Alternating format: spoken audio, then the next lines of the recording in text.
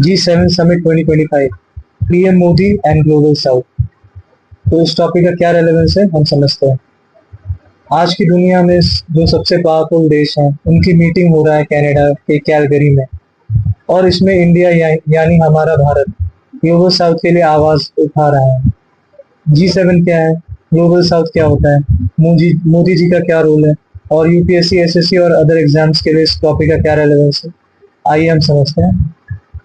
तो जीएस, जैसे कि ये टॉपिक में आपके जीएस पेपर 2 इंटरनेशनल रिलेशंस के लिए इम्पोर्टेंट है, जिसमें कि global grouping G7, G20, developed versus developing Nations, India's bilateral ties, and GS paper 3 economic development के लिए भी इम्पोर्टेंट है, जिसमें हम ग्लोबल कॉन्फ्लिक्ट्स का इम्पैक्ट इंडियन इकोनॉमी पे क्या होता है, कमोडिटी क्राइसिस क्या है, इन्फ्लेशन, सप्लाई चेन्स, ये सारी चीजें इस टॉपिक के लिए टॉपिक से रिलेटेड है। तो basically PM Modi arrives in Canada. PM Modi अभी कनाडा के कैलगरी में G7 आउटरीच समिट अटेंड कर रहे हैं। उनका मेन फोकस है ग्लोबल साउथ के इंटरेस्ट को हाईलाइट करना।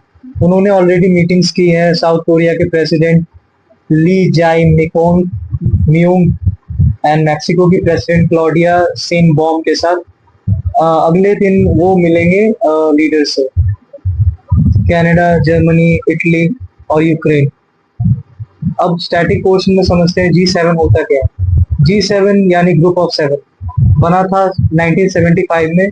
Members USA, UK, France, Germany, Canada, Italy, Japan.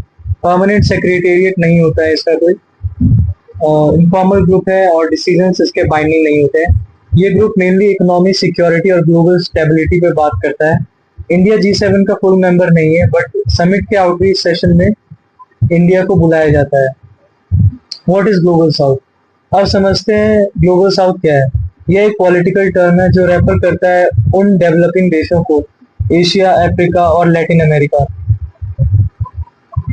जिनके सामने कॉमन प्रॉब्लम्स होती हैं, जैसे कि poverty, climate change, debt crisis. आज इंडिया उनकी वॉइस बन गया है।